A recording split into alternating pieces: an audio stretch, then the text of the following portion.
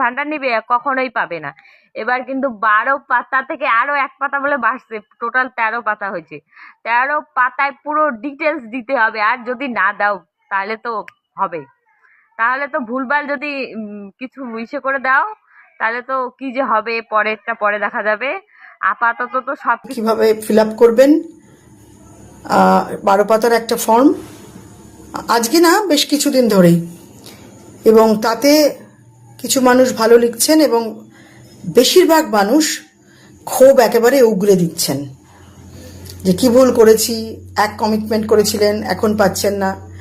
আচ্ছা, আমার ভিডিওটা প্রচুর পরিমাণে দেখবেন, প্রচুর পরিমাণে, এটা আমি রিকোয়েস্ট করছি, ভিউজের জন্যই করছি। এবং যাদের মনে হবে দয়া করে এটাকে প্রচুর পরিমাণে শেয়ার করবেন যদি মনে হয়। প্রথমে বলুন তো, আমরা এই সরকারকে আনলাম কেন? আমরাই তো এনেছি, জনতা জনার্দন। মেইন দুটো কারণের জন্য এনেছিলাম। প্রথম হচ্ছে অভয়ার বিচার, দ্বিতীয় হচ্ছে শিল্প। এই দুটোর জন্য আসবে। আমরা সবাই মিলে প্রাণ খুলে মন খুলে ভোট দিয়েছিলাম। তারপরে দুর্নীতি যাতে বন্ধ হয়, স্বাস্থ্য শিক্ষা এগুলোর যেন উন্নতি হয়, ডিএ যেন বাড়ানো হয়, যা যা যা যা ওনাদের পরিকল্পনা ছিল। কিন্তু মেইন কিন্তু ছিল দুটো জিনিস, একটা ছিল অভয়ার বিচার এবং দ্বিতীয়ত হচ্ছে শিল্প। তা এই এই যে ভাতা ভাতা ভাতা, এই ভাতা দিয়ে আমাদের আগের সরকার যিনি ছিলেন উদার হস্তে ভাতা দিয়েছেন, কিন্তু আমরা তো সেই ভাতাটা চাইনি। আমরা চেয়েছি আমাদের যাতে শিল্প হয়, আমরা চেয়েছি অভয়ার বিচার হয়, আমরা চেয়েছি শিক্ষিত বেকাররা যাতে বসে না থাকে, চাকরি পায়। এগুলো তো আমাদের মেইন উদ্দেশ্য ছিল। আমাদের মতো মহিলারা আমরাই কিন্তু প্রচুর লিখেছি, প্রচুর বলেছি যে আমরা কিন্তু ভাতা চাই না। লক্ষ লক্ষ ভিউজ হয়েছে তখন যারা যারা বলেছিলেন। তাহলে আজকে কিসের এত বিড়ম্বনা? আজকে না কদিন ধরেই দেখছি সমানে এখন যে সরকার এসছে তাকে গালি দেওয়া, তাকে বাজে কথা বলা এবং সমস্ত কিছু বলছেন। তাহলে কেন আগে এত কমিট করেছিলেন, নেব না, অমুক হ্যানা তা না এই সেই। আচ্ছা, এই কথাগুলো একটুখানি শুনবেন যারা বলেছেন। এক এক করে বলছি, আমি কিন্তু প্রত্যেকটাই প্রতিবাদী ভিডিও করি এবং আমার ভিডিওগুলো কিন্তু অত্যন্ত, আমি নিজে জানি সমাজের জন্য কতটা দরকার লাগে বলে আমি মনে করি, তাই করি। প্রথম কথা হচ্ছে যেটা বললাম, শিল্প চাই। দ্বিতীয় হচ্ছে অভয়ার বিচার, শিল্প, শিক্ষা, স্বাস্থ্য এগুলোকে ঠিক করতে হবে, যেগুলো আমরা ভেবেছিলাম গত 15 বছরে একদম নষ্ট হয়েছে। এবং আমরা ভাতা চাইনি, আমরা 1500 টাকা ভাতা চাইনি, আমরা যুবশ্রী যত যুবকদের যা যা ছিল, যুবশ্রী না, যারা আরও সব ছিল, আমি জানি না ঠিক, আমি ওগুলোতে একদম ইন্টারেস্টেড ছিলাম না বলে আমি জানি না ওইসব প্রকল্পগুলো, ওইসব ভাতাগুলো আমরা চাইনি। তো এবারে যে সরকার এলো তারা বলল যে আমরা এরকম 1500 টাকাটা বাড়িয়ে ইনক্রিজ করে 3000 টাকা দেব। খুব খুশি মেয়েরা, মায়েরা, বোনেরা যে 3000 টাকা করে পাবো। এবার তখন সবাই পরিকল্পনা করতে শুরু করছে। কেউ ভাবছে ঘুরতে যাওয়ার টাকা রেডি করব, কেউ ভাবছে একটা দামি গয়না কিনবো, কেউ ভাবছে বেশ কিছু শাড়ি কিনবো, কেউ ভাবছে একটা গেট টুগেদার করবো, যেরকম যার যার দরকার। কিন্তু আমরা কি কখনো এটা ভেবেছি যে এই ভাতাটা কাদের জন্য? বেসিক্যালি সে 1500 টাকাই বলুন বা 3000 টাকাই বলুন, এটা হচ্ছে যাদের প্রয়োজন, সত্যিকারের 3000 টাকা যাদের প্রয়োজন। ধরুন আমার বাড়ির যে কাজ করে মেয়েটি, তার ছেলেটার পড়াশোনার জন্য দরকার, আরও বেশ বইপত্র, এর কাছ থেকে ওর কাছ থেকে বইপত্র নেয়। বা ধরুন যার একটু ওষুধের খরচা দরকার, মানে কোনো দুস্থ মহিলা, সে পারছে না তার। তো আমরা যাদের মোটামুটি দিনান্তে দুটো ডাল ভাত জুটে যায়, মাথার উপর একটা ছাদ আছে, আমাদের জিভটা কেন এতটা বেরিয়ে আছে বলুন তো? এত লোভ কিসের? এত কিসের লোভ? এক্ষুনি কিছু মানুষ বলবেন কেন সরকার দিচ্ছে নেব না কেন? আসছি, সেই পয়েন্টেও আসছি।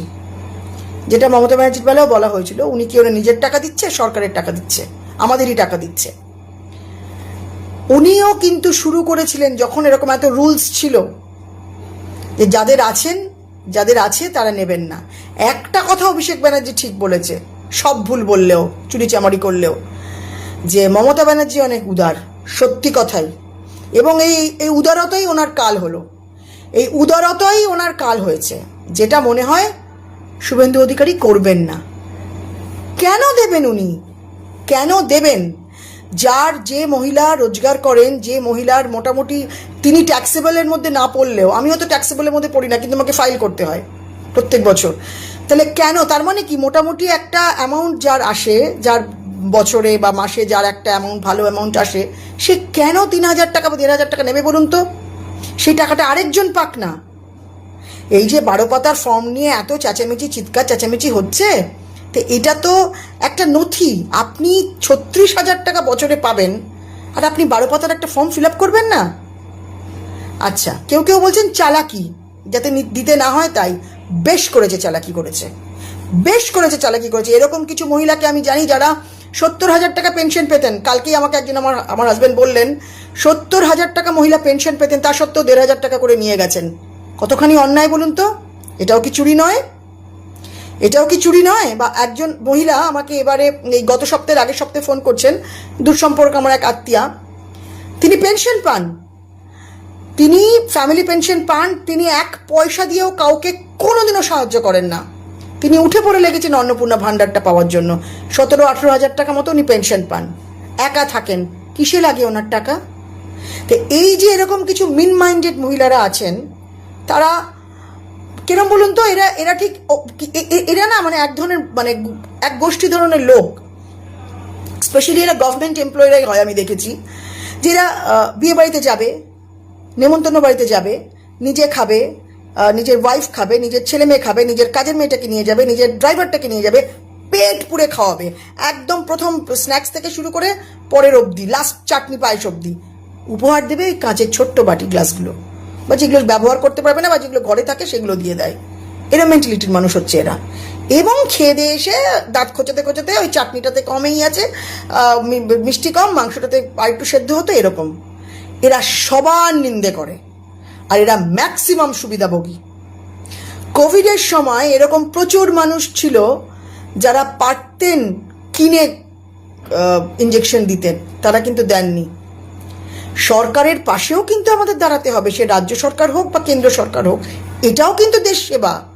দেশ সেবা মানেই একেবারে বুক চিতিয়ে আমি গুলি খেলাম আর্মিরা, তা কিন্তু না। এটা এরকম একটা লেখা আজকে পড়লাম, এটাও এক ধরনের দেশ সেবা, যে আমি স্যাক্রিফাইস করলাম।